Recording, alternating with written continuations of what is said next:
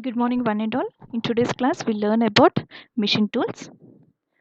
This is your syllabus.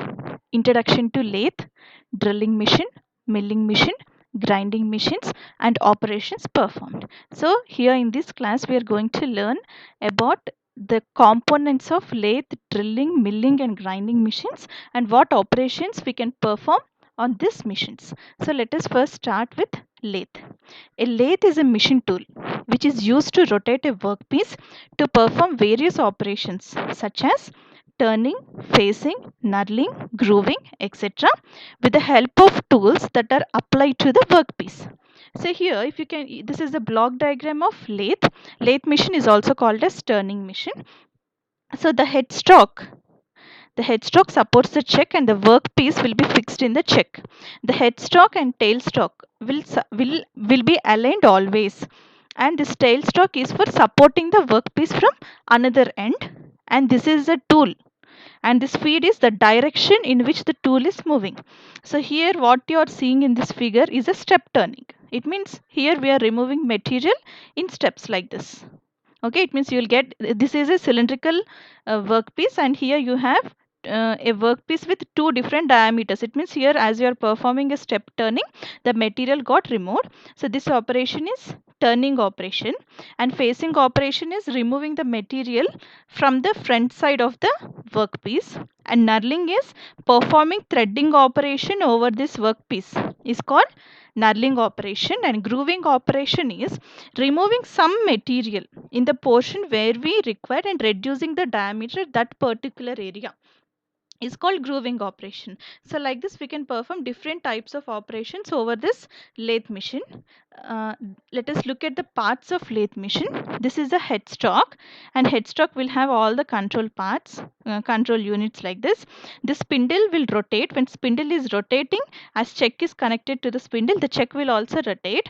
Workpiece will be fixed in this check. The tool post consists of different tools, and compound rest is here, and tool post will rest on this compound rest. This is cross slide, and which is used for the movement of the tool.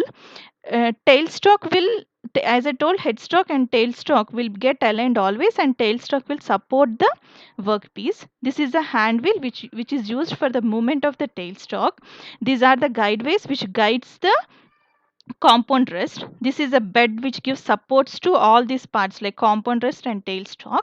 This lead screw is used for moving the tool during the threading operations, and this is a feed rod. This is also for movement of the cross slide, and these are the legs which give support for the lathe machine. This saddle, um, this saddle is mounted on the cross slide is mounted on the saddle, and apron will contain all the moving parts of the tailstock. And this is carriage which carries tool post, compound rest, and cross slide. This is the chip pan in which the chips which you are getting, it means when we are removing the material from the workpiece, whatever the excess pieces which we are getting, the waste material will be collected in this chip pan. Next one is drilling machine. This is the drilling machine. This drilling machine is of two types. First one is portable, next one is sensitive. Portable drilling machine is where you can carry the drilling machine to the place you want. For example, the drilling machine which electricians will carry with them is an example of portable drilling machine, where you can carry to the, which will be light in weight, and you can carry to the place you want, and it is very flexible for operation also. It can drill up to 12.5 mm diameter, and whatever you are seeing here in the figure is a sensitive drilling machine where we fix it at one position, and it can drill from 1.5 to 15.5 mm diameter. So this is the base of the drill bit which carries the entire weight of the machine. This is the column which supports for the vertical movement of the uh, table and quill support. It means whatever the vertical movements you want, you will do over the column. And this is the drill head which supports the spindle and the quill, and this quill and quill spindle will be rotating. Quill and quill support are used for holding the tools, and this is the table. We clamp the workpiece over this table, and this table can be moved horizontally and vertically in the direction we want. That is about drilling machine. Next one is milling machine. In case of milling machine, we generally go for milling of flat surfaces. It means if your workpiece is in square shape or rectangular shape, anything which is flat, so such things can be milled here on the milling machine. So this is the base of milling machine, and this is the column. The base will support and the column will be used for the vertical movement of the tools here, and this is the overarm. This is also a supporting tool. The spindle, it means here the movement of the spindle will take place over the vertical column and over the arm, and here is the cutter. This is the arbor. This arbor will support the tool. So this is the tool which supports for cut means this arbor will support for holding the cutter, and this is the elevating screw. This is for movement of knee. It means you can go for up and down movement with the help of this elevating screw. So this knee will move in up and down direction and saddle will move in horizontal direction. This is the table on which the workpiece will be mounted. So this is about milling machine. Next one is grinding machine. So here in case of grinding, we have three different types of grinding: stand grinder, portable grinder, and swing frame grinder. In case of stand grinder, this machine will be fixed at one place and we'll take our workpiece here in order to make the grinding operation. But in case of portable grinding machine, it will be very flexible to the place where we want to take it, and we can perform grinding operation over there. And swing frame grinder is for this will be little heavy and it is used for removing high material.